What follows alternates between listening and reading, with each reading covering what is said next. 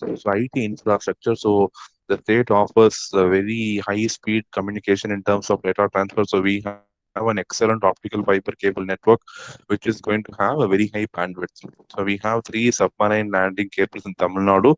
It's one of the largest among the Indian states. So the total bandwidth is 14.8 terabits per second, connecting Tamil Nadu with international locations. So we have Bharat government is implementing all the fiber optic through the BharatNet and Tamil Nadu FiberNet Corporation. So all the village panchayats will have connectivity of 1 Gbps by 2020, and we are the software capital of India. So we have given the name as SaaS capital of India. It is software as a service. So everywhere we have integrated IT along with the networking so that people can do everything online, sitting at their house and not run to government office for getting their job done.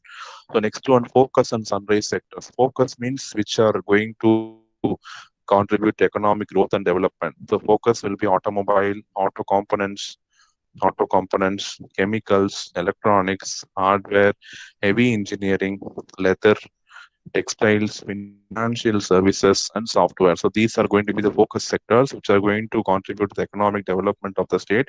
And sunrise sectors are the new sectors which will become the future drivers of growth. Okay. The state identified several sectors which are part of this. So which has we are seeing what all the new sectors which can contribute to the state's growth. Some of these has a very high potential of growth, diversification, investment. They are called as sunrise sectors as told in Annexure 2. So we'll see that the government has dedicated policies for all these sunrise sectors. We'll see what is Annexure 2. Yes, Annexure 2, list of sunrise in sector. See here, aerospace and defense. These sectors, as termed by the government, they are going to be drivers for the future.